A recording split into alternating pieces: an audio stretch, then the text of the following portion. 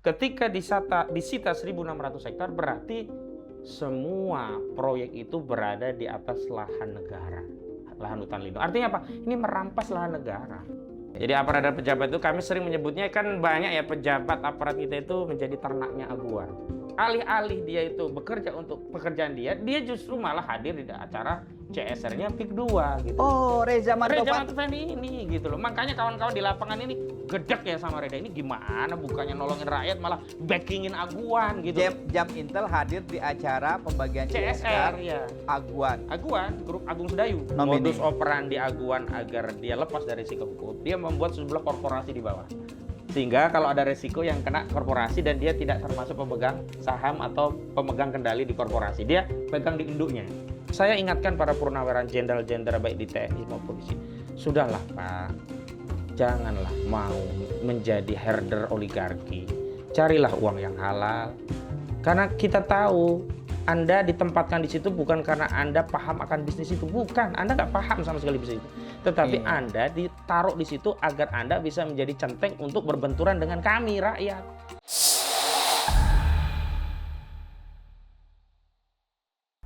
Bismillahirrahmanirrahim. Assalamualaikum warahmatullahi wabarakatuh.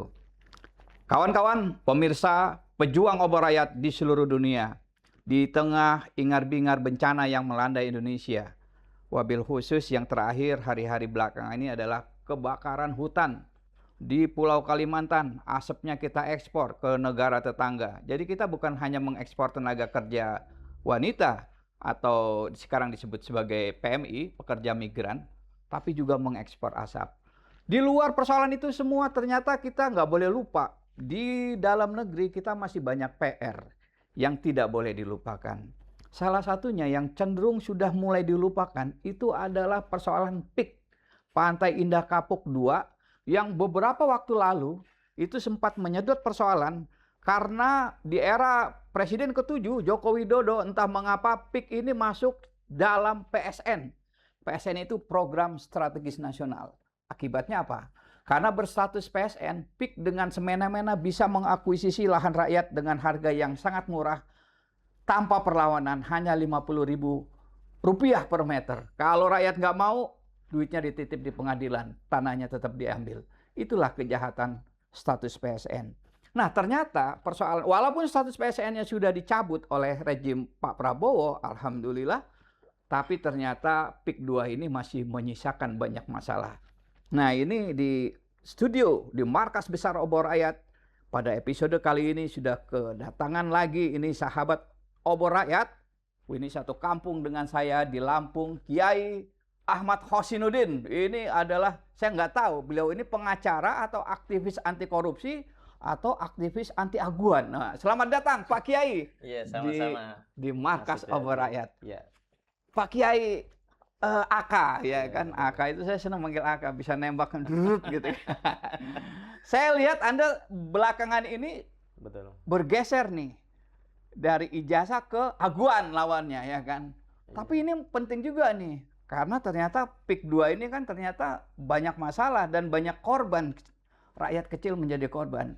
Bagaimana ceritanya Pak Kiai AK? Ya, bismillahirrahmanirrahim. Jadi kalau disebut bergeser tidak juga ya, karena kami di tim advokasi anti kriminalisasi akademisi dan aktivis masih sebagai kuasa hukum 3 orang di klaster pertama, yakni Bu Kurniati Royani, Pak Rizal Fadila, dan Pak Rustam Effendi. Memang karena kita belum masuk proses persidangan, kita belum aktif lagi. Dan kemarin memang yang fokus itu Pak Roy sama Bu Tifa, namun keduanya memang sudah tidak kami tangani. Nah, di tengah hingar-bingar kasus ijazah palsu ini memang ada persoalan yang ini juga tidak bisa kita anggap enteng ya, karena berkaitan dengan, kami melihatnya tidak ansih soal proyek properti, tapi isu kedaulatan, isu pertahanan bahkan. Makanya kemarin di hari Rabu ya, tanggal 19 Agustus 2026 yang lalu, kami berkunjung ke Kementerian Pertahanan, beraudiensi begitu. Karena tadi apa yang disebutkan bahwa PIK 2 sudah dicabut PSN-nya, bukan program tapi proyek strategis nasional gitu. Ternyata secara aktual proyek ini masih jalan dan ada 1.601 area kawasan hutan lindung yang kemudian diubah menjadi industri properti oleh PIK 2 di Uruk begitu, kan itu sudah disita oleh Satgas PKH. Ya, Satgas Penyelamatan Kawasan Hutan yang dibentuk oleh Pak Prabowo Subianto begitu. Dan memang sesuai dengan PP nomor 5 2025 tentang pembentukan Satgas PKH ini ya, tentang penyelamatan kawasan hutan, Menteri Pertahanan dalam ini Pak Syafri Samsudin itu sebagai ketua pengarah Satgas PKH. Maka kepentingan kami datang itu karena ada temuan lapangan, meskipun negara telah mengambil kebijakan menyita melalui Satgas PKH, ternyata lahan itu masih terus dikelola oleh PIK 2.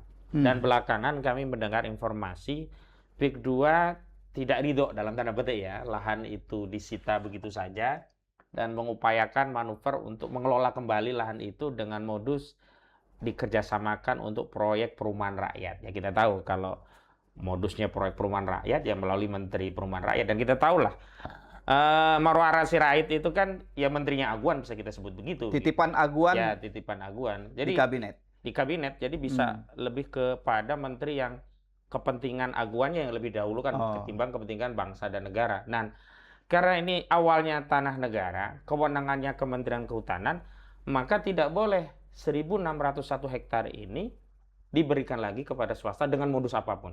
Karena sebelumnya PIK 2 berupaya melakukan penyelamatan melalui Nono Sampono. Sempat datang ke Wakil Gubernur Pemprov Banten, Dimyati Natakusuma, dan meminta agar ada bagaimana kerjasama untuk mengelola kawasan hutan tersebut dengan berbagai modus. Jenderal Nono Sampono. Iya, Nono Sampono. Marinir ya? Marinir ya, mantan dan Komarinir begitu ya. Oh, beliau di perusahaannya Aguan kalau nggak salah ya? Dia direktur dari Agung Sedayu Grupnya, juga di beberapa perusahaan-perusahaan anak usahanya. Ada Sedayu Sejahtera Abadi, ya kan? Ada PT Bangun Makmur dan beberapa yang lain, banyak lah. Dan itu juga diakui dalam proses persidangan ketika saya memeriksa keterangan saksi, kan itu ada Saudara Nono Sampono sebagai saksi di kasusnya Charlie Chandra. Nah, itu nanti jadi kita tahu banyak lah. Itu soal ini ingatkan saya, ini kita bahas juga nih nanti. Oke, boleh. Nah, ya kan? Jangan lupa. Lanjutannya yang lebih jauh, bahwa ternyata keputusan negara ini secara de jure sudah dikeluarkan, secara de facto diabaikan. Nah, karena asalnya lahan hutan, mangrove awalnya, dan memang mangrove itu ada kepentingan, kenapa disebut sebagai kawasan hutan lindung, untuk melindungi ekosistem, untuk melindungi ruang hidup dan kehidupan, bahkan sumber pangan, karena disitulah ikan-ikan bisa bertelur, sumber-sumber kehidupan dan sebagainya, juga resapan air kalau ada sesuatu kan nggak langsung ke daratan. Ya, ibaratnya ini kan benteng alamiah lah kalau ada tsunami dan sebagainya. Ya. Nah, ini jangan sampai ini diambil kemudian dikelola dalam bentuk proyek yang itu tujuannya untuk kepentingan penyelamatan industri properti milik PIK 2. Nah, di luar itu sebenarnya kita masih ingat ya beberapa. Sebelumnya berapa luasnya tadi yang diakuisisi bekas 1.601 hektar. 1.601. Dan itu merupakan materi muatan yang kami gugat di Pengadilan Negeri Jakarta Pusat. Saat itu Tropical Coastland yang diberi status PSN oleh Airlangga Hartarto. Iya, Airlangga. Ya, itu zaman Pak Jokowi. Betul. Jangan lupa, zaman Pak Jokowi. Saudara Jokowi Widodo. Iya, saudara ya? Saya menyebutnya saudara Jokowi. Masih saudara dengan? Masih ya. Oh iya. Iya. Saya sebut namanya Jokowi kan kurang sopan ya. Sebut saudara Jokowi. Iya. Saat saudara Jokowi memberikan status PSN melalui Menko Airlangga Hartarto, itu kan wilayahnya 1.755 hektar. Nah, ketika disita 1.600 hektar, berarti semua proyek itu berada di atas lahan negara, lahan hutan lindung. Artinya apa? Ini merampas lahan negara. Iya. Dia modalnya cuma 100 sekian hektar berarti kan, sisanya kan semua 1.600 adalah lahan negara gitu. Nah, saya masih ingat dulu ada peringatan 17 Agustus tahun berapa ya? 3, 4 atau 5 tahun yang lalu, ada sejumlah anak bangsa berusaha mengibarkan bendera merah putih di kawasan PIK 2, tidak diperkenankan. Dan selanjutnya ada beberapa kasus penemuan narkoba dalam jumlah yang besar disita di area PIK 2. Dan yang paling penting adalah kita masih ingat seorang jurnalis TV One, Dwi Anggia, yang hari ini sudah pensiun lah. Dia menjadi staf di presiden bidang apa saya lupa ya, Dwi Anggia. Itu pernah menggunakan kapal dihalau oleh petugas PIK 2, tidak boleh masuk kawasan itu. Artinya apa? Kami membaca kalau kita bicara doktrin pertahanan dan kedaulatan negara, kan hari ini kita lagi fokusnya seperti di Iran ya. Ada sebuah model perang baru asimetris dan itu menjadi pemikiran ya dari para analis intelijen dan juga ahli pertahanan kedaulatan negara bagaimana ke depan melindungi pertahanan kita. Nah, tapi yang menarik dalam kasus PIK 2 itu kita sibuk misalnya dalam konteks menghadapi tantangan dari luar, memperkuat alutsista, ya, teknologi, persenjataan dan sebagainya. Kita lupa di dalam negara ternyata ada ancaman kedaulatan yang lebih dahsyat. Iya. Setuju saya itu. Dan ancaman kedaulatannya ini yang menjadi sulit bagi kami rakyat kecil ini untuk menghadapi, dilegitimasi oleh kebijakan dan didukung oleh aparat dan pejabat. Iya. Jadi aparat dan pejabat itu kami sering menyebutnya kan banyak ya pejabat aparat kita itu menjadi ternaknya aguan. Oh iya. Apa yang disebut ternak? Ya ini orang-orang yang ketika dia berkarir dibiayai. Nah, ketika dia punya bintang ya hormatnya bintang itu bukan kepada negara, kepada yang ngasih duit. Enggak cuma itu, Bung Aka. Bukan cuma pejabat. Media massa. Ya semua. Hari ini media massa, kalau obor rakyat enggak. Makanya kita kenceng. Saya tahu media-media yang tadinya kenceng, ya kan? Betul. Hari ini beritanya isinya tentang kegiatan-kegiatan di PIK. Saya kan wartawan, saya emang gratis itu. Udahlah. Jadi bahkan even nggak cuma itu, media massa juga. Kalau mau fair ya. Betul. Jadi kita bukan hanya mengkritik pejabat, kita kritik kawan-kawan kita juga. Nah, itu yang kemudian menjadi tantangan kami ya. Tetapi dalam konteks media tadi kami bersyukur di era era sosial media ini, cengkeraman oligarki media itu tidak mampu ya, mencengkeram seluruh sendi-sendi informasi. Ternyata sosial media inilah PIK 2 ini kan awalnya pecah gara-gara sosial media ini. Iya. Kalau mengandalkan pejabat, sudah semuanya dikendalikan. Mengandalkan jenderal. Nah sekarang begini, bagaimana mungkin ada pagar laut 30,16 km tersusun rapi di lebarnya kira-kira 900 meter dari bibir pantai itu terjadi, kalau tidak ya ada pengkhianat baik di unsur TNI, polisi juga pejabat terkait. Iya. Sekarang begini.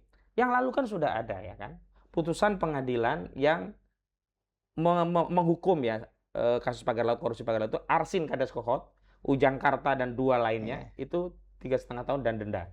Orang PIK-nya nggak ada. Nah, pertanyaannya kenapa orang PIK-nya nggak ada? Itu. Kan kalau kita nyolong motor gitu ya, yang nyolong dihukum, yang nampung harta jarahan tadi, harta pencurian tadi, yang nadah lah, kan kena. Kan sudah ketahuan 263 SHGB itu mayoritasnya dikuasai oleh PT IAM dan PT CIS, Cahaya Inti Sentosa dan Intan Agung Makmur. Lah bagaimana mungkin orang yang jual tanahnya di penjara, pembelinya tidak ada. Pembelinya tidak masuk bui gitu loh. Nah, ini yang kami kemarin coba jelaskan ini kepada Kementerian Pertahanan dan qadarullah alhamdulillah kita diterima di bagian hukumnya. Ternyata mereka tercengang. Wallahu alam ya apakah benar tercengang atau action tercengang ya. Tetapi mereka terbelalak ternyata keadaan pertahanan kedaulatan kita sedemikian rupa gitu loh. Makanya saya sempat menulis kalau begitu perlu kita membuat redefinisi tentang doktrin pertahanan. Jadi kita tidak hanya fokus keluar. Doktrin kita di dalam juga kita awasi. Nah, pejabat-pejabat ini yang sudah merongrong kedaulatan kita juga harus diberi sanksi. Tapi lagi-lagi memang panglima tertinggi kita seperti apa. Asbak itu istilahnya. Pasti belum tahu ya asbak ya. Asbak apa? Jadi gini, saya kan pernah lama di penjara Cipinang, dipenjarakan oleh Jokowi. Saya baru ngerti ada istilah asbak, Pak Kiai Aka. Asbak itu kan tempat abu rokok. Betul. Jadi saya tanyakan sama Napi, lo apa? Saya asbak bang, kata dia. Saya pikir asbak apa? Rupanya asbak itu penadah. Jadi dalam hal ini penadahnya kan PIK. PIK, betul. Asbaknya kan PIK. Betul. Dia harus kena. Betul. Loh ya iya dong. Masa yang jual kena, kepala desa, yang beli nggak kena? Gimana? Ini kayak gini, korupsi atau suap lah. Pemberinya kena, penerimanya kena, penyuapnya nggak kena. Betul. Itu nggak masuk akal. Tapi kan kalau di Konoha masuk akal. Iya. Dan ini satu hal yang di periode kritik kami di PIK 2 itu belum muncul. Kan di PIK 2 itu ada, kami konsisten menyebutnya perampasan tanah. Kenapa? Negara. Nah, tanahnya ini ada beberapa klaster. Tanah negara, ada tanah rakyat, ada negara. Nah, yang negara itu salah satunya tadi hutan kawasan lindung kan pengelolaan oleh negara. Yang kedua ternyata ada harta sitaan negara dari kasus BLBI bernama Lee Darmawan yang divonis di tahun 93 sudah inkrah. Jadi 90 diproses, 91, 92, 93 sampai kasasi inkrah. Dan di 2016 bagian pemulihan aset Kejaksaan Agung sudah bersurat kepada kepala desa yang menguasai wilayah tanah setempat, yakni di Desa Lemo, Kecamatan Teluk Naga. Ada beberapa list ya, ada 12 atau 13 sertifikat yang itu semuanya adalah asetnya Lee Darmawan. Dia adalah pemilik Bank Perkembangan Asia yang mulanya gagal clearing, lalu disita seluruh asetnya. Dia harus membayar sebesar 85 miliar rupiah dan aset-aset disita dalam rangka pengembalian pembayaran 85 miliar. 85 miliar tahun 90-an loh, ya gede kan? 96. Ya. 96 97 lah ya. Katakanlah demikian. Ya, 96 97. Nah, ini tanah ini sekarang hilang.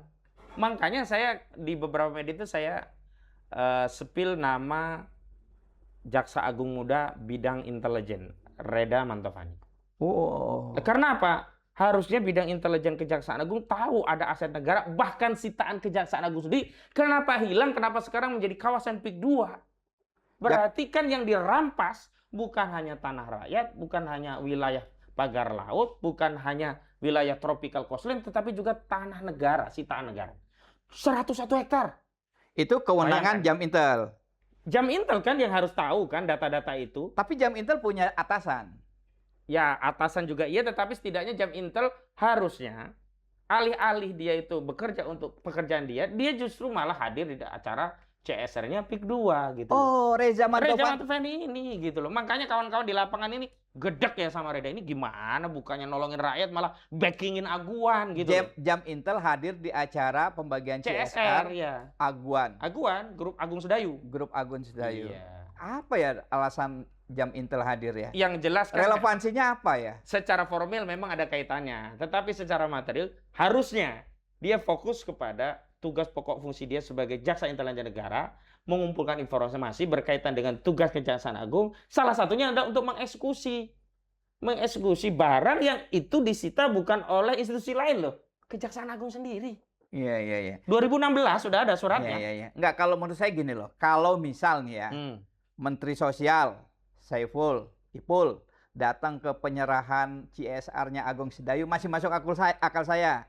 Atau Gubernur Banten, kita terlepas suka nggak suka gitu ya, Sony datang ke acara penyerahan CSR dari Grup Agung ke wilayah masyarakat di Banten pesisir. Tapi kalau Jam Intel yang datang, itu hubungannya apa saya nggak ngerti. Apa hubungannya? Memang di era Jokowi, di semua aparat yang kaitannya penegakan hukum seperti diekstensifikasi fungsinya. Seperti polisi. Gitu. Polisi kan sekarang ada di mana-mana itu.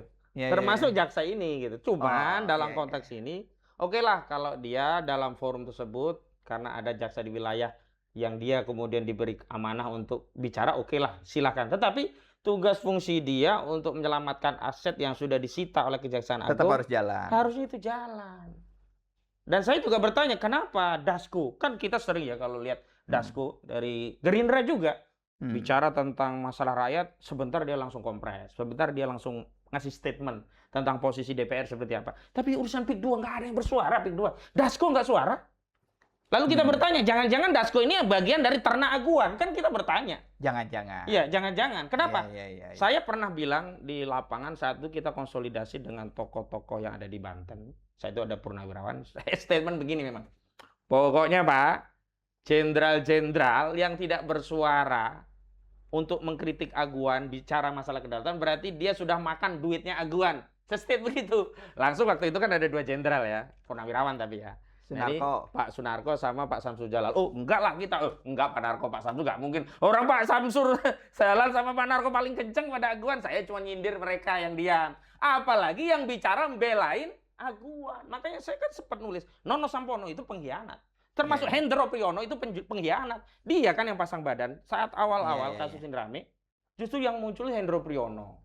Iya. Ya kan, ia berdalih dia apalah itu waktu itu punya organisasi apa, ada kerajaan-kerajaan apa gitu. Ya terlepas ini ya, terlepas bahwa boleh ya. Ini boleh dong. Saya sebagai sebagai warga negara saya boleh berpendapat ya. Boleh.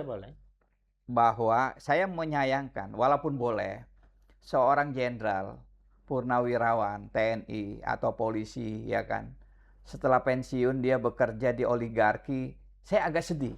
Ya. Saya agak sedih. Saya sedih lah, saya sedih. Saya kemarin terserah, mungkin Bung Aka tidak setuju ya. Saya mendengar bahwa Syafri Samsudin itu nggak mau. Terlepas kita setuju atau nggak setuju, dia juga banyak ditawari untuk biasa kan setelah pensiun ditawari Iya, betul. jadi anu. Komisaris setidaknya Ya, biasanya lah. dia nggak mau karena menjaga marwah. Betul. Tapi kalau saya nggak tahu, Nono di sana ya, Nono Sampurna. Oh, sejak awal. Sama seperti ketua KPK lah. Saya kan ngobrol dengan Pak Bram Samad. Saking dia menjaga etika sebagai mantan ketua KPK, dia punya kantor lawyer pun hanya ngurusi perdata, nggak sampai ke urusan Korupsi, pidana. apalagi korupsi. Apalagi korupsi, karena dia juga menyayangkan kan ada Febri, dari KPK. Febri, Iya. Inisialnya F, Iya, F. panjangannya Febri. Febri, Oh, ya. iya, Yang dibela iya, juga iya. Febri, begitu. Yang dibela juga Febri, udah nggak apa-apa, namanya kan gitu. Lah kan. iya begitu. Cuman dalam konteks misalkan ya Hendro Priyono kan nggak ada urgensinya. Kalau dia Iya, memang iya. bicara bela rakyat, harusnya bela orang yang terzalimi. Iya. Tiba-tiba dulu juga ada kiai. Siapa? Dulu mantan ketua PBNU. Sudah lengser. Sudah nggak, siapa namanya lupa saya. Said Akil Siraj. Alih-alih membela rakyat yang tanahnya dirampas, saat itu dia bikin halaqah, bikin forum diskusi fikih. Dia menyatakan bahwa apa yang dilakukan oleh PIK 2 itu masuk kategori fikih Islam sebagai ihya'ul mahwat. Menghidupkan tanah mati, tanah-tanah yang terlantar itu daripada terlantar dihidupkan. Nah, itu benar dalam Islam. Di mana di PIK 2 itu ada tanah terlantar? Semua udah ada yang miliki. Kalau tanah terlantar itu tanah yang belum pernah dimiliki atau ditinggalkan orang selama-lamanya, lalu dia datang, nah itu yang disebut dengan ihya'ul mawat. Justru dalam konteks PIK 2 yang melakukan ihya'ul mawat itu adalah rakyat Banten yang pertama datang di situ, yang pertama nanami di situ, yang pertama bikin kolom di situ. Itu dalam konteks PIK Islam. Jadi ihya'ul mawat. Kiai Said pernah bikin halaqah atau pertemuan dia di antara ulama-ulama di sana, yang ngumpulin juga grupnya Aguan juga. itu ada bisarohnya nggak bisaroh? Pastilah. Kalau nggak ada bisaroh nggak datang mereka. Ada pengakuan dari peserta yang di situ dapat bisaroh. Gitu. Masing-masing dapat berapa yang Nggak hadir? tahu nominalnya berapa, yang jelas dapat bisaroh. Dapat bisaroh. Nah, ini soal bisaroh tadi. Kan itu kembali tadi ke awal. PIK ini pernah berstatus PSN. Betul. Proyek Strategis Nasional. Ya. Ditetapkan oleh Erlangga Hartarto Betul. atas perintah Jokowi. Menjelang lengser, kurang 2 Menjelang bulan. lengser. Yang saya nggak gatel, tapi saya garuk-garuk kepala itu. Lama saya garuk-garuk kepala. Tapi saya mau tanya ke Pak Kiai Aka. Menurut Anda, status itu diberikan dengan gratis atau ada bisarohnya? Yang jelas saat itu. Bisaroh tuh inilah, upeti. Yang jelas kan Aguan sudah ngaku saat di Tempo. Dia menyelamatkan muka presiden. Dia harus bangun hotel-hotel, beberapa proyek yang ada di IKN. Dan itu menurut dia secara bisnis kan tidak profitable. Tetapi karena ini untuk menyelamatkan muka presiden, dia bangun itu. Nah, kompensasinya dia dikasih status PSN. Kan sebelum dia dapat status PSN kan beberapa pengusaha dikumpulin. Karena apa? Karena IKN yang dulu digadang-gadang sudah ada sekian dari Singapura, dari Jepang. Ternyata zong. Nah, untuk menutup muka presiden yang nggak malu kan ini bangunan tetap harus jadi. Salah satunya ya Aguan ini yang ngerjain terpaksa. Cuman kan kalau muka presiden ditutupi nggak kelihatan dong mukanya. Iya, maksudnya ditutupi dari rasa malu. Kenapa? Karena saat itu kan IKN itu sebagai proyek kebanggaannya Joko Widodo.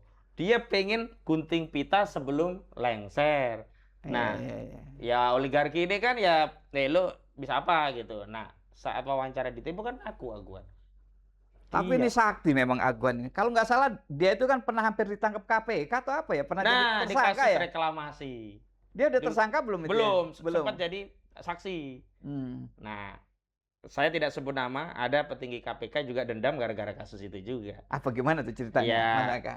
Ya mau apa namanya, Aguan itu kayak mau sapu bersih, dia hajar semua lah ya. Jadi di kalangan aktivis Aguan ini sudah jadi common enemy hari ini. Jadi kami ini sudah menganggap ini salah satu prototipe ya. Kalau oligarki ini jatuh, bisa kita jatuhkan kekuasaan atau kerajaan, bukan kerajaan bisnis ya, kerajaan kezoliman dia. Kalau bisnis kita nggak ada masalah, maka oligarki yang lain akan tiara. Sekarang kita lihat, kan apa yang terjadi di PIK 2 juga terjadi di Rempang, terjadi di beberapa wilayah lainnya. Cuman begini, gimana kita mau lari ke Rempang menolong saudara kita di Rempang? Yang di sini saja belum kita bisa tuntaskan. Padahal akses informasi dekat, setidaknya visibilitas kita untuk datang ke lokasi juga masih memungkinkan begitu. Nah, memang akhirnya kita menganggap kita ya ada kesepakatan implisit lah walaupun tidak eksplisit. Oligarki PIK 2, kasus PIK 2 itu adalah parameter. Kalau ini mampu kita recovery, rakyat bisa kita kembalikan hak-haknya, apa yang menjadi milik negara kembali milik negara, apa yang melakukan kejahatan bisa disanksi hukum, insya Allah yang lainnya juga akan tiarap. Iya, iya, iya. Nah, kasus hukumnya sendiri, Bung Aka, ada berapa ya berarti aguan PIK 2 ini ya, yang harus segera kita follow up? Apa aja ya?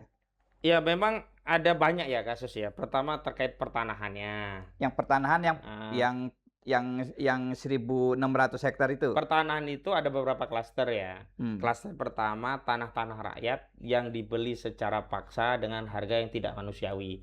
Ada yang 50.000, ada yang 30.000. Sekarang pun sebagian masih banyak yang belum dibayar. Makanya kemarin waktu kita bikin acara di lahan PIK 2, itu kan semestinya di lahan warga Muncung yang Kecamatan Kronjo Kabupaten Tangerang yang belum dibayar lunas. Tetapi ketika kita mau bikin akses acara di situ, jembatannya dirubuhin. Sehingga kita akhirnya relokasi ke tempat yang lain. Kan saat itu diikuti intel-intel. Nah, sebenarnya tujuan kita bukan di situ awalnya. Tetapi karena tujuan utama itu aksesnya dirubuhin, nggak bisa masuk, ya kita pindah. Nah, salah satu masalah di dalam perampasan tanah adalah rakyat sipil yang tanah-tanah sporadik dimiliki masyarakat yang dipaksa menjadi proyek PIK 2 diuruk. Sebagiannya sudah dibayar, sebagiannya belum dibayar, tapi yang sudah dibayar pun dibayar paksa dengan harga yang tidak manusiawi. Yang 50.000 itu. Ya, gitu. Kedua, ada tanah-tanah yang kemudian masyarakat itu dirampas secara paksa tanpa kompensasi sama sekali. Yang modusnya adalah dengan BPN ini. Diterbitkan nomor induk bidang di atas tanah-tanah itu sehingga rakyat yang punya girik, kan mayoritas masyarakat kan girik. Dia belum bisa untuk ke sertifikat. Itu nggak bisa dinaikkan karena ada NIB orang lain yang diplot di tanah-tanah mereka. Itu hanya terhadap 3 nama, luasnya sampai 900 hektar. 1 atas nama Engcun alias Gojali, 2 atas nama Freddy, yang ketiga atas nama Henry. 3 nama ini sudah kami setor datanya lengkap di Komisi 2 Bidang Pertanahan. DPR saat itu ketemu Dede Yusuf, sampai hari ini belum ada follow up. Ketiga, klaster ketiga, tanah-tanah milik negara yang masuk kategori common public ya. Seperti lahan hutan lindung yang tadi 1.600, ada sungai-sungai yang diuruk, ada jalan-jalan diuruk. Ini semua kan juga kejahatan. Nah, kemudian perizinan-perizinan. Perizinan-perizinan itu diantaranya diterbitkannya sertifikat SHGB di atas laut. Tapi udah dicabut ya, kata Pak Menteri Nusron udah dicabut. Ya, infonya dicabut. Tetapi kalau kemudian dihidupkan lagi bagaimana? Kenapa? Karena reklamasinya tetap jalan. Nanti kita cek. Nah, saya minta Pak Nusron untuk memastikan itu dicabut. Yang kedua, bukan yang cabut, proses hukum. Barreskrim, ya, Barreskrim harus memproses hukum, Kejaksaan harus memproses hukum. PT Cahaya Inti Sentosa itu kan ada organ pengendali korporasinya, ada direksinya, ada pemegang sahamnya. Nah, memang semua itu PT milik Aguan juga. Ya, memang semua, memang Nomini. modus operandi Aguan agar dia lepas dari risiko hukum, dia membuat sejumlah korporasi di bawah. Sehingga kalau ada risiko yang kena korporasi dan dia tidak termasuk pemegang saham atau pemegang kendali di korporasi, dia pegang di induknya. Nah, induknya ini kami punya, dan satu-satu yang bisa mengaitkan Aguan langsung dengan kasus hukum adalah Aguan berkasus dengan orang yang bernama Supardi Kendi Budiarjo dan Nurlela. Karena dalam kasus ini PT yang dimaksud adalah Sedayu Sejahtera Abadi. Aguan masih pemegang saham. Direkturnya saat itu belum Nono Sampono, tapi anak Aguan langsung, yakni Alexander Halim Kusuma.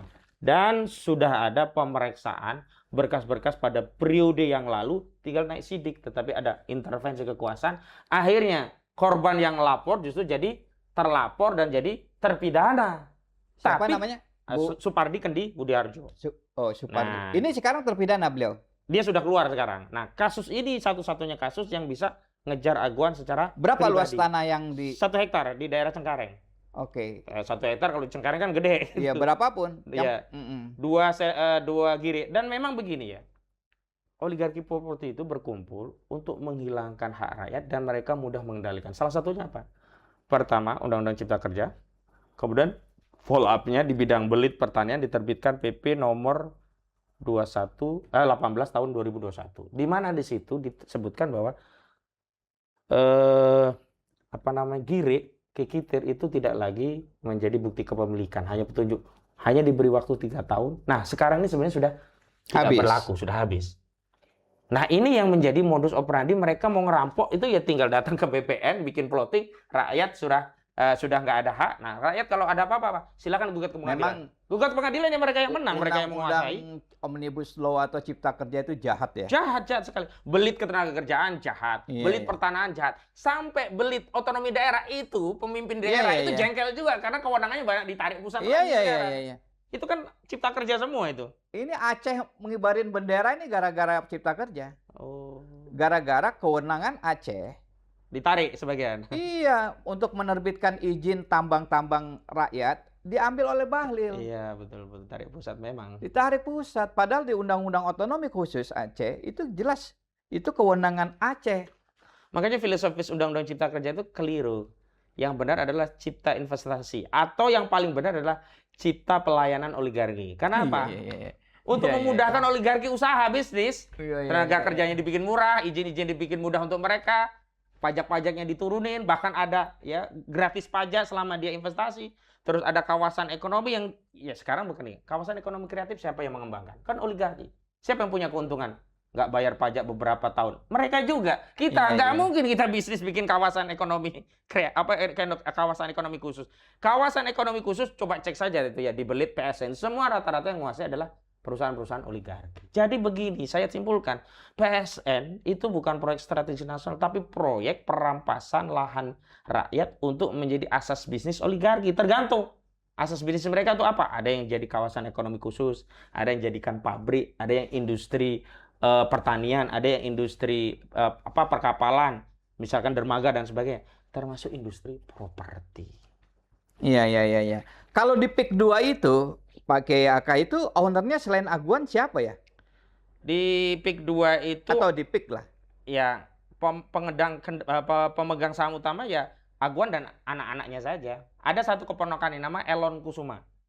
Itu Elon Kusuma itu anak dari kakak Aguan. Kakaknya Aguan itu namanya Cicung. Nama Indonesianya saya lupa. Kayak Aguan itu kan nama Indonesianya Sugianto Kusumo.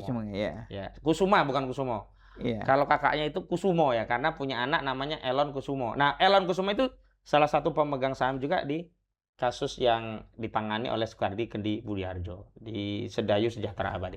Yang sekarang yang pegang Nono Sampono. Dulu belum ada Nono Sampono. Makanya begini ya, saya ingatkan para purnaweran jenderal-jenderal baik di TNI maupun polisi. Sudahlah Pak, janganlah mau menjadi herder oligarki. Carilah uang yang halal. Karena kita tahu Anda ditempatkan di situ bukan karena Anda paham akan bisnis itu. Bukan, Anda nggak paham sama sekali bisnis itu. Tetapi Anda ditaruh di situ agar Anda bisa menjadi centeng untuk berbenturan dengan kami, rakyat. Lalu di mana ya sikap negarawan, purnawirawan, apalagi yang aktif ketika dia memilih menghamba kepada oligarki ketimbang berpihak kepada rakyat? Kan kita dibenturkan ke sekarang sama jenderal, sama polisi, sama tentara. Padahal oligarki ini kalau nggak di backup lemah, dan kalau oligarki lemah kekayaan menjadi merata, sehingga apa? Bayar tentara juga bisa naik, resmi bayar tentara naik, bukan lewat oligarki. Nah sekarang begini, bayar tentaranya resmi, oligarki kasih uang pelicin, dia menghambanya kepada oligarki, lupa yang menjadikan dia tentara siapa. Iya. Saya kembali tuh, saya sedih tuh kalau ada jenderal pensiunan ya bekerja untuk para oligarki seperti itu ya. Saya sedih sebetulnya.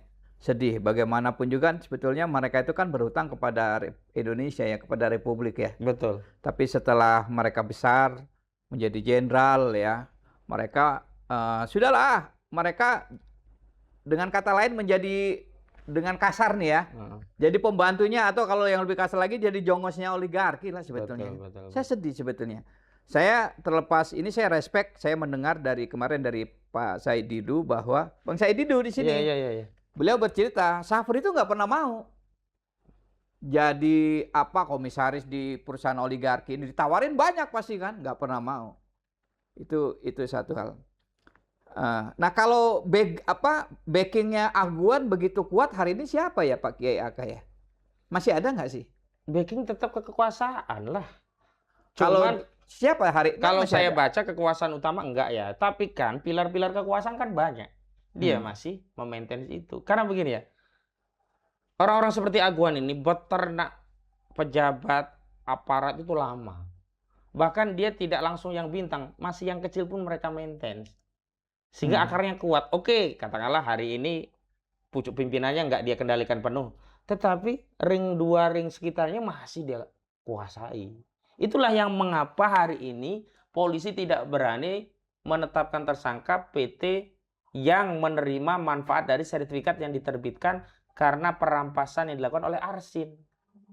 Itu kan kuat mereka berarti. Jadi polisi masih di Polisi masih ada, tentara masih ada, BPN masih ada mereka. Makanya saya berulang kali kalau masalah perampasan tanah, mafianya itu sebenarnya di BPN. Karena BPN itulah yang menerbitkan sertifikat atas nama korporasi oligarki yang merampas tanah rakyat. Dia tahu bukan nggak tahu. Bahkan cara bagaimana nyolongnya, ya BPN yang ngasih tahu. Karena dia yang tahu warkah. Orang lain nggak bisa ngelihat warkah. Apalagi kalau lahannya itu adalah lahan sawah. Kalau lahan itu perumahan susah karena riwayat rumah kan dulu riwayatnya panjang. Kalau sawah dia bisa ambil girik dari riwayat sawah yang antah berantah, timpakan ke situ. Habis itu yang punya, yang benar-benar punya. Loh kok tanahku nggak ada, sertifikatnya terbit punya orang lain. Saya itu sebetulnya sebagai wartawan ya, ketika itu pernah wawancara khusus Aguan. Udah lama, tahun 2006. Saya wawancara khusus untuk satu media. Ini saya disclaimer ya Pak Kiaka. Waktu itu bahasa Indonesianya bahkan masih belepotan. Aguan. Waktu itu 2006 tuh ya, saya wawancara di Mangga 2 Square. Ya, itu kan proyek dia pertama. Dari situlah kemudian proyek-proyek yang lain itu besar. Mangga 2 Square, tapi saya wawancara waktu itu konteksnya untuk soal LSM ya. Yayasan Buddha Seci. Oh iya. Situ saya ya dalam hal itu saya ya oke lah gitu saya wawancara. Tapi yang saya bingung itu bahasa Indonesianya ketika itu ya 2006 masih belum lancar.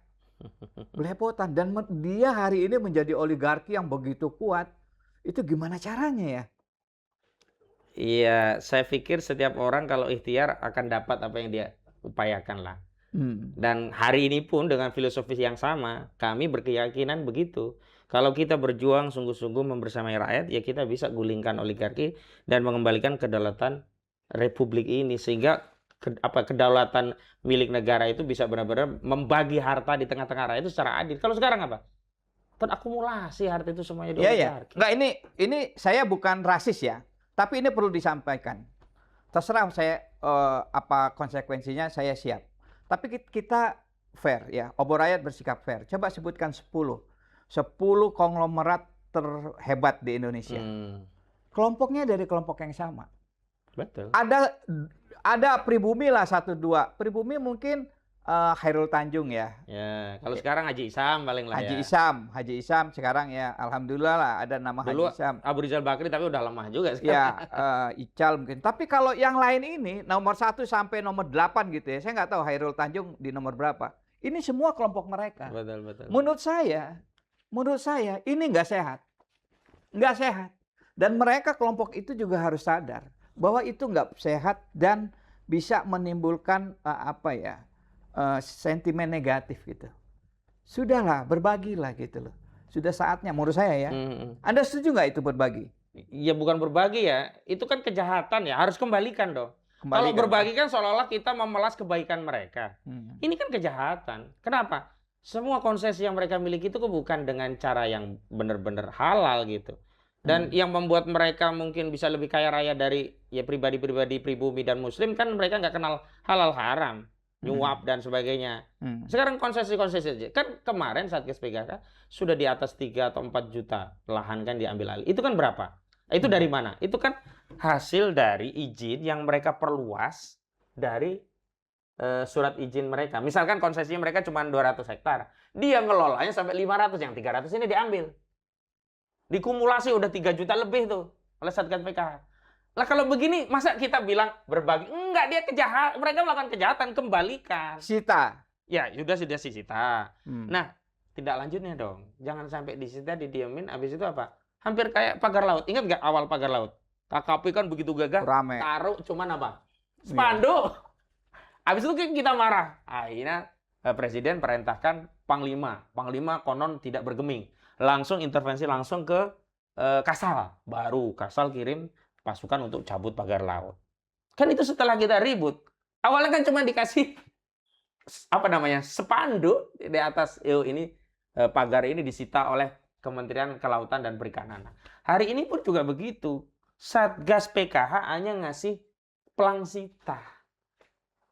Ya kalau cuma pelang sita kan, ya tukang las juga bisa bikin sita, pelang, taruh, plek. Tapi kan yang lebih penting adalah secara material apa yang harus dilakukan dengan barang sitaan itu jangan sampai balik ke aguan. Lah yang dulu saja yang bukan disita dari aguan, dari BLBI, dari Lee Darmawan saja sekarang dikuasai aguan. Nggak ada lagi tanah sitaan negara Kejaksaan Agung 101 hektar di wilayah Lemo, Kecamatan Teluk Naga. Semuanya dikuasai oleh Agung Sedayu Group. Itu tanah Lee Darmawan itu dikuasai aguan, bagaimana prosesnya?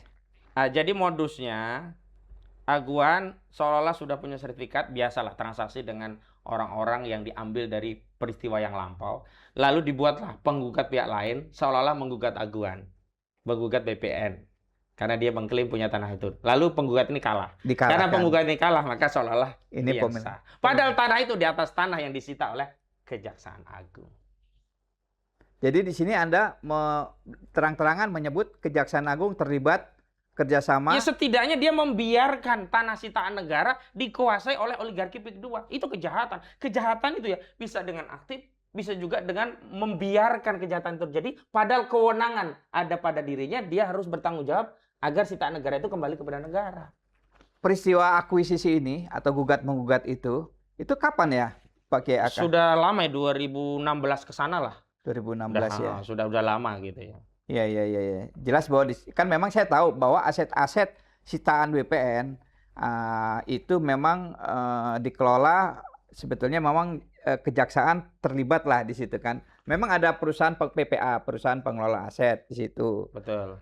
Ada kejaksaan di situ. Jadi menurut saya sih dugaan saya bisa jadi banyak pihak terlibat ini. Oh, banyak sekali, banyak. Tapi yang jelas begini, pertanggungjawabannya. Karena begini ya, pertanggungjawaban itu melekat pada pihak yang berwenang. Oke. Dan yang berwenang itu adalah Kejaksaan Agung. Iya. Karena Kejaksaan Agung beberapa kali juga sudah rilis tentang recovery aset dana sitaan dari kasus BLBI, terutama dari Lee Darmawan, tapi yang ada di Bogor. Kenapa yang di PIK 2 nggak pernah disepil gitu loh? Emang udah hilang nih asetnya? Yang di PIK 2 bagaimana, Jaksa Agung? Udah diambil aguan ya kan gitu kan. Jadi kita seolah-olah dihibur, oh Kejaksaan Agung udah bekerja ya, aset BLBI sudah kembali recovery negara, yang di Bogor beberapa aset sudah kembali. Nah sekarang yang di PIK 2 gimana? Kan asetnya Lee Darmawan yang banyak justru di PIK 2, 101 hektar. Sudah ada putusannya ikrah, sudah ada surat juga dari pemulihan aset Kejaksaan Agung kepada Kepala Desa Lemo 2016. Agar apa? Kepala desa jangan melakukan peralihan aset-aset Lee Darmawan yang itu memang disita dalam rangka untuk pemulihan kerugian keuangan negara yang total menurut amar putusan yang sudah ikrah itu kerugian keuangan negara yang ditimbulkan oleh Lee Darmawan dari bank pengelolaan aset BPA itu adalah 85 miliar rupiah. Tahun itu. 96-97. Ya. Konversi saja dulu baru 2000 berapa lah ya? 2.500. Ya. Kalau sekarang 18.000 ya berarti dikali 8 kali lah. 8 kali. 10 kali aja udah ya, biar kali, enak ya. 10 kali berarti hampir 1 triliun lah ya kan. Ya enggak lah, 8,5 triliun. Oh ya 8,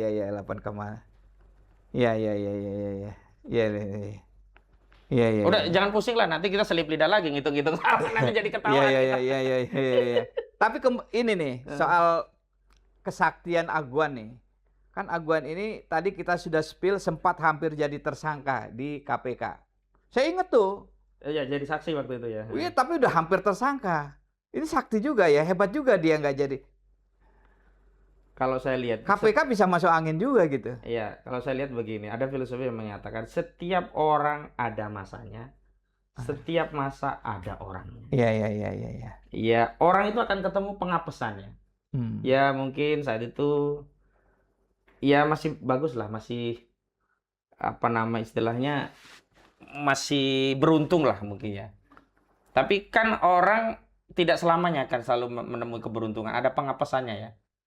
Jadi kalau CEO-nya lagi jelek ya bisa apes juga kan, itu keyakinan mereka kan. Kalau kita ya, kalau saya keyakinan begini ya, innallaha la yughayyiru biqaumin hatta yughayyiru ma bi anfusihim. Jadi nggak bisa juga kita berharap ada perubahan, pengembalian negara punya kedaulatan, punya pertahanan kalau kita tidak berjuang, tidak melakukan perubahan itu.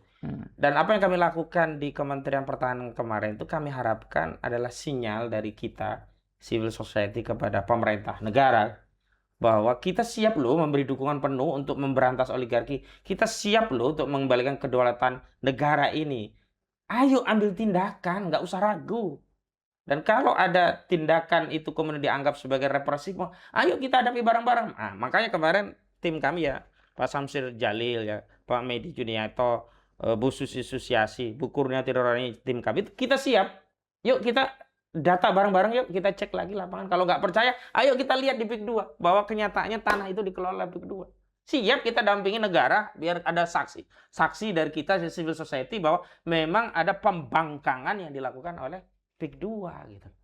Siap kita. Jadi jangan, kenapa kita ragu untuk menegakkan kebenaran sementara orang-orang itu berbuat zalim semaunya gitu loh. Dan kenapa kita takut untuk menyuarakan kebenaran sementara orang-orang yang selalu menzolimi rakyat itu tidak pernah ragu untuk berbuat zalim dan mengulanginya gitu loh. Saya pernah ditanya, kenapa Bang nggak takut? Logika takutnya kan harus kita balik. Yang takut tuh harusnya orang yang jahat, yang berbuat salah. Masa kita benar malah takut sama yang berbuat salah? Masa kita yang baik malah takut sama yang jahat? Dibalik logikanya. Kalau logika itu masuk ke pikiran kita, ya rusak negara kita. Nggak akan ada lagi orang baik yang bisa berbuat kebaikan. Orang baik hanya bisa berbaik pada dirinya sendiri dan nggak akan berpengaruh kepada masyarakatnya. Ya kalau orang seperti ini mau 1000 juga nggak ngaruh terhadap keadaan bangsa negara kita. Iya. Saya sebetulnya punya kenalan. Seorang yang punya tanah. Saya sebut aja nama inisialnya. B. Bravo. Dia sempat dipenjarakan oleh Aguan. Ya kan? Luar biasa. Nanti suatu saat pada waktunya, padahal dia yang benar. Jadi nanti suatu saat dia sudah berjanji pada kita, obor rakyat. Nanti Mas, pada saatnya kita akan menjadi narasumber. Sekarang belum waktunya. Begitu. Ya mungkin beliau punya pertimbangan tertentu yang harus kita hormati ya kan. Betul. Tapi luar biasa memang. Jadi saya sendiri secara langsung tuh pernah mendengar banyak cerita, mendapat banyak cerita dari korban Aguan gitu loh. Betul. Jadi memang ini luar biasa. Anda sendiri sudah mulai ini nggak nih? Ini kan Aguan ini kan nggak kaleng-kaleng nih lawan Anda kali ini. Menurut saya nggak kaleng-kaleng ini. Kalau saya punya perspektif ya setiap hamba Allah, makhluk Allah, apapun ya biasa saja gitu. Karena begini ya, tidak akan ada kemudorotan termasuk kebaikan menimpa kita tanpa izin Allah. Kata kuncinya di situ. Iya. Dan sampai hari ini alhamdulillah nggak ada apa-apa. Memang sempat kita dikeroyok waktu itu. Waktu aksi di Keronjo kita dikeroyok oleh preman-premannya Aguan. Sempat pula kendaraan saya ball joinnya itu lepas, jadi kecepatan 90 km per jam, saya kan nyetir sendiri, belum punya atau nggak punya sopir kan, kita kemana-mana sendiri, itu lepas kendali, hampir aja kita jatuh. Begitu kita cek, bautnya itu dilepas, terus teman bilang, wah kalau ini bang, ini bukan alamiah karena ausnya ball join gitu, ada sengaja. Tapi saya selalu punya keyakinan bahwa setiap kita yakin kepada sebuah kebenaran dan kita nggak belok-belok, misalnya kan banyak juga kawan-kawan kita tuh berteriak sebenarnya bukan dalam rangka menegakkan kebenaran, berteriak minta atensi biar dapat nasi. Begitu dikasih suapan nasi, dia banyak. Nah kalau kayak gitu saya rasa ketika mendapatkan sebuah kemudorotan wajar. Makanya saya di sini ya, saya memberi nasihat kepada aktivis. Filosofisnya begini, kalau Anda bersedia menjadi ternak pejabat, maka Anda berarti sudah siap setiap saat disembelih. Kenapa? Orang yang memberi rumput itu yang paling berhak untuk menyembelih kambingnya. Nah, kalau kita mau diberi makan oleh oligarki atau pejabat, maka setiap saat gampang kita dikorbankan. Nah, kita memang sudah memberi sarana untuk bisa dikorbankan dan kita milik mereka. Dan ingat, apa yang Anda terima itu bukan hartanya pejabat, bukan hartanya oligarki. Itu adalah uang dari penderitaan rakyat. Itu juga uang dari kejahatan. Ada kejahatan judi, kejahatan miras, kejahatan narkoba. Kejahatan itu dibungkus dengan suara Anda yang tadinya kritis terhadap mereka, sekarang diam. jika suatu saat terjadi bala, silahkan Anda rasakan. Tapi yang paling penting beginilah. Nggak akan ada cerita kita itu mati, nggak bisa makan, hanya karena konsisten nggak makan uang dari oligarki, uang dari pejabat. Sudahlah, justru kalau kita naikkan harga diri kita, mereka yang tunduk kepada kita. Karena kita naik pamor kita, jalan rezeki menjadi luas. Kenapa? Kalau kita sudah tutup tanggul ya rezeki yang haram, maka rezeki ini akan terakumulasi, mau nggak mau dia akan masuk dengan cara yang halal gitu loh. Tinggal kita mau buka pintu mana, pintu yang haram atau yang halal. Kalau yang haram kita tutup, pasti datang rezeki itu gitu loh. Luar biasa ini. Ini saya mesti belajar banyak dari Pak Kiai Aka nih, saudara saya dari satu kampung kami. Ya, kami sama-sama dari Lampung. Rupanya beliau ini makomnya sudah makrifat ini. Ya kan, ini luar biasa. Terima kasih Pak Kiai Aka yang sudah memberikan banyak informasi, juga pencerahan, juga mendorong keberanian kawan-kawan untuk terus berjuang, terutama untuk melawan oligarki aguan ini. Betul. Ya kan. Saya juga disclaimer untuk menutup diskusi kali ini atau wawancara ini kepada pihak aguan atau Agung Sedayu Group, jika Anda tidak berkenan atau merasa ada informasi yang keliru, Obor Rakyat Tribun membuka pintu seluas-luasnya untuk Anda memberikan klarifikasi. Silakan datang atau menghubungi ke redaksi Obor Rakyat Tribun, dan kami akan memberikan kesempatan kepada pihak aguan memberikan klarifikasi. Demikian diskusi kita, semoga bermanfaat. Jangan menyerah, lawan terus oligarki hitam. Wassalamualaikum warahmatullahi wabarakatuh. Waalaikumsalam warahmatullahi wabarakatuh.